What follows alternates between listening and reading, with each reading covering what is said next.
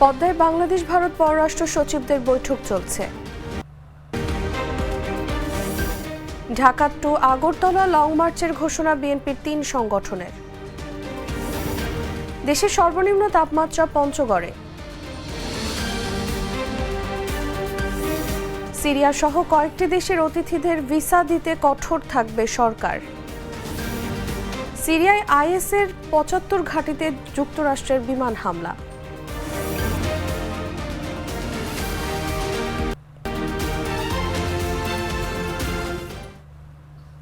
এতক্ষণ শুনছিলেন সংবাদ শিরোনাম।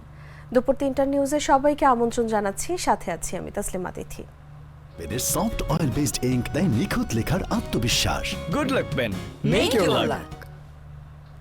এবারে চলে যাচ্ছি পুরো খবরে। বাংলাদেশের পররাষ্ট্র সচিব মোহাম্মদ জসিমউদ্দিন ও ভারতের পররাষ্ট্র সচিব বিক্রম মিশ্রির নেতৃত্বে ঢাকা ও দিল্লির মধ্যে ফরেন অফিস কনসালটেশন চলছে। আজ সোমবার রাষ্ট্রীয় অতিথি ভবন পদ্মায় বেলা ১১টার পর এফওসি শুরু হয়। ভারতের পররাষ্ট্র সচিব পদ্মায় প্রবেশ করলে তাকে স্বাগত জানান পররাষ্ট্র সচিব জসিমউদ্দিন। পরে একান্তে কিছু সময় আলাপ আলোচনা করেন জসিম মিশ্রি। এরপর এফওসিতে বসে উভয় পক্ষ। বৈঠকে উভয় পক্ষ রাজনৈতিক দূরত্ব কমানোর বিষয়ে জোর দেবে। ঢাকার পক্ষ থেকে ভারতে বসে শেখ হাসিনার রাজনৈতিক সক্রিয়তা বন্ধ, ভারতীয় গণমাধ্যমের বাংলাদেশ বিরোধী অপপ্রচার ও ভিসার জট খোলার বিষয়ে গুরুত্ব দেওয়া হতে পারে। পররাষ্ট্র মন্ত্রণালয়ের কর্মকর্তারা জানিয়েছেন, বৈঠকে দুই দেশের সম্পর্কের সামগ্রিক বিষয়ে আলোচনা করার সুযোগ থাকবে। বৈঠকে বাণিজ্য, কানেক্টিভিটি, সীমান্ত হত্যা, পানি বণ্টন ছাড়াও আরও অনেক ইস্যু থাকবে।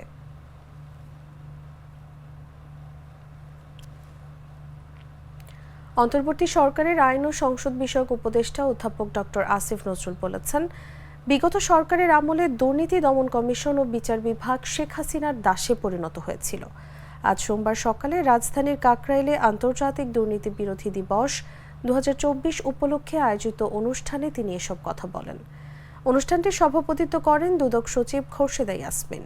গত ১৬ বছরে সরকারি বেসরকারি খাতে দুর্নীতির ফিরিস্তি তুলে ধরে আসিফ নজরুল বলেন, দুদক ছিল, উচ্চ আদালত ছিল, কিন্তু বিচার হয়নি। কিন্তু বিচার হয়েছে খালেদা জিয়ার। বিচার না হয় দুর্নীতি সমাজে প্রতিষ্ঠা পেয়েছে বলেও জানান এই উপদেষ্টা। দরকার নাই, সে আমাকে গর্ব করে বলতেছে এরকম, সে গুলশানে বাড়ি কিনছে, বাড়ি উদ্বোধন করবে, আমি যেন আসি। তাহলে তুই কত টাকা বেতন পাস, বাড়ি গুলশানে বাড়ি কিনলি কিভাবে? তারপরে সে খুবই বিরক্ত হয়ে একটু ফোন টোন রেখে দিল।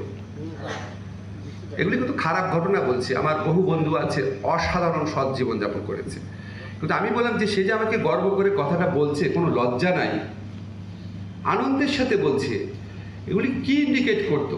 আমাকে নিয়ে যে সাংবাদিকরা যারা আপনার অকথ্য বড়লোক পরে হয়েছে, তারা যে হাসাহাসি করতো আমার ভাঙাচোরা গাড়ি দেখে, কেন করতো? কারণ এই যে আমাদের ইফতেখার বললো, দুর্নীতি এই সমাজে একসেপ্টেড নর্মে পরিণত হয়েছিল।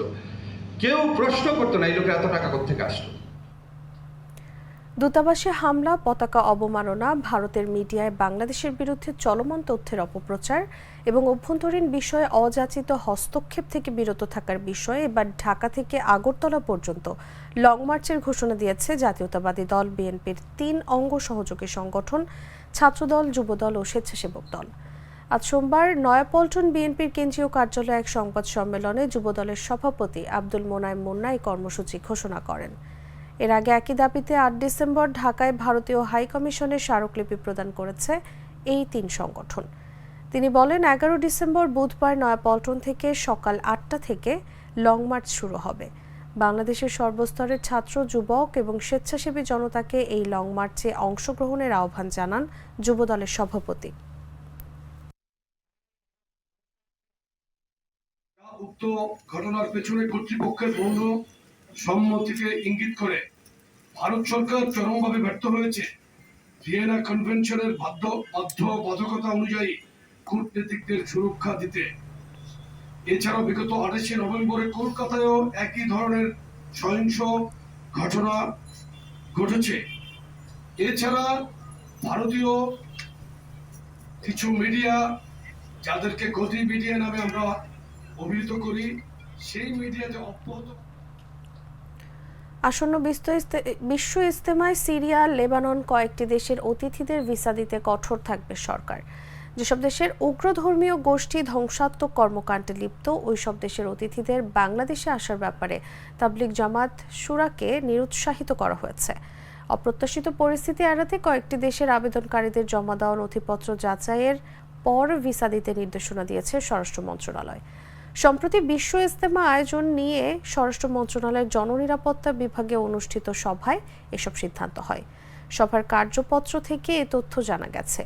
Syria, Yemen, Nigeria, Iraq, Somalia, Lebanon, Afghanistan, Sudan, Libya, চাঁদ, মালি, তিউনিসিয়া, ফিলিস্তিন এবং ইসরায়েলের মতো দেশগুলোর অতিথিদের ভিসা দেওয়ার ক্ষেত্রে সরকার কঠোরতা অবলম্বন করবেন বলে স্বরাষ্ট্র মন্ত্রণালয় থেকে জানা গেছে।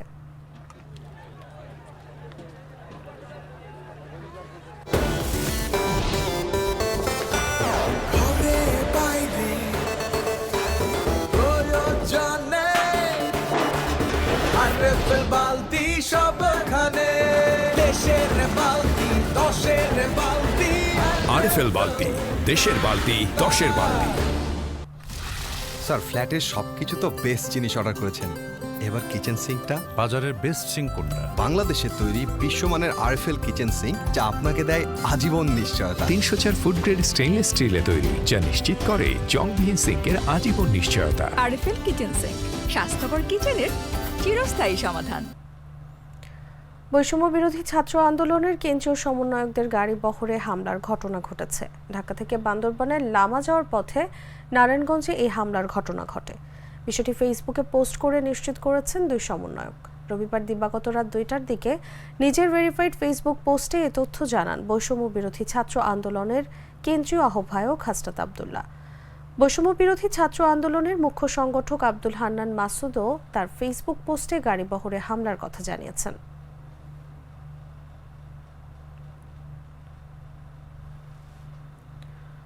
বায়ু দূষণের তালিকায় আজ শীর্ষে উঠে এসেছে ঢাকা। আজ সোমবার বায়ুর মান পর্যবেক্ষণকারী সংস্থা এয়ার কোয়ালিটি ইন্ডেক্সের সূচক থেকে জানা গেছে এসব তথ্য। তালিকার শীর্ষে অবস্থান করা আজ ঢাকার দূষণ স্কোর 273, অর্থাৎ এখানকার বাতাস খুবই অস্বাস্থ্যকর পর্যায়ে রয়েছে। দ্বিতীয় অবস্থানে রয়েছে পাকিস্তানের লাহোর। এই শহরটির দূষণ স্কোর 230, অর্থাৎ সেখানকার বাতাস খুবই অস্বাস্থ্যকর অবস্থায় রয়েছে। তৃতীয় অবস্থানে রয়েছে মিশরের কায়রো। এই শহরটির দূষণ স্কোর 201, অর্থাৎ সেখানকার বাতাসও খুবই অস্বাস্থ্যকর।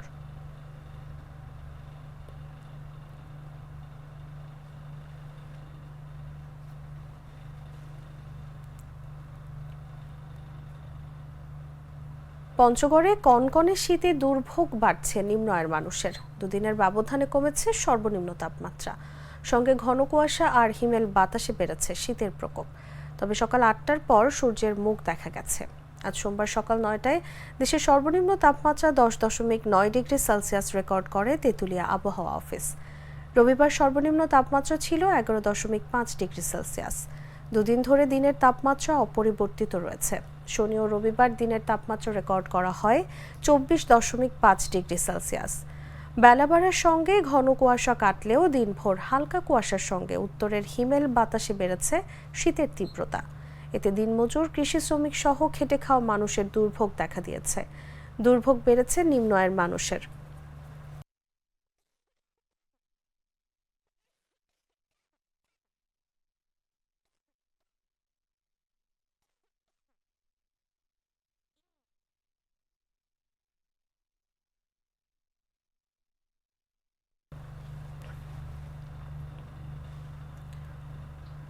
জানাবো আন্তর্জাতিক সংবাদ।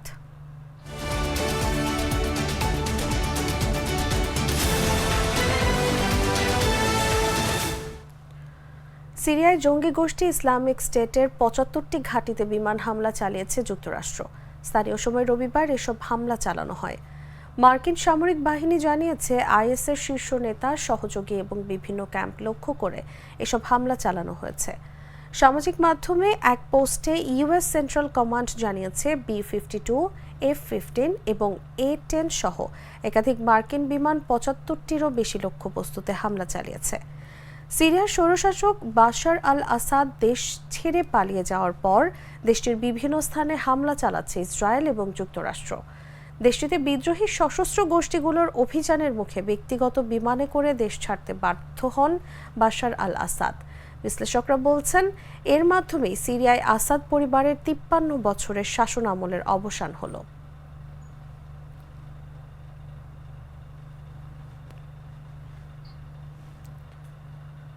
রাশিয়ার পূর্ণ মাত্রায় আক্রমণ শুরুর পর থেকে যুদ্ধে ইউক্রেনের 43,000 সেনা নিহত হয়েছেন। ইউক্রেনীয় প্রেসিডেন্ট ভলোদিমির জেলেনস্কি নিজেই এ তথ্য জানিয়েছেন। তার পক্ষ থেকে এটি ছিল দেশটির ক্ষতির পরিমাণ সম্পর্কে এক বিরল স্বীকৃতি। জেলেনস্কি সামাজিক যোগাযোগ মাধ্যমে জানান, যুদ্ধে ইউক্রেনের 3,70,000 সেনা আহত হওয়ার খবর পাওয়া গেছে। তবে এদের মধ্যে কিছু সেনা একাধিকবার আহত হয়েছেন এবং কয়েকজনের জখম ছিল খুবই সামান্য। এ সময় ইউক্রেনীয় প্রেসিডেন্ট দাবি করেন যুদ্ধে রুশ বাহিনীর 1,98,000 সেনা নিহত এবং 5,50,000 সেনা আহত হয়েছেন। তবে উভয় পক্ষের ক্ষয়ক্ষতির এই তথ্য তাৎক্ষণিকভাবে যাচাই করতে পারেনি বিবিসি।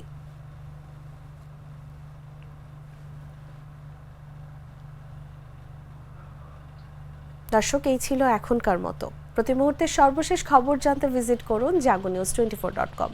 ফলো করুন আমাদের ভেরিফাইড ফেসবুক পেজ এবং সাবস্ক্রাইব করুন জাগো নিউজের ইউটিউব চ্যানেল। ধন্যবাদ সবাইকে।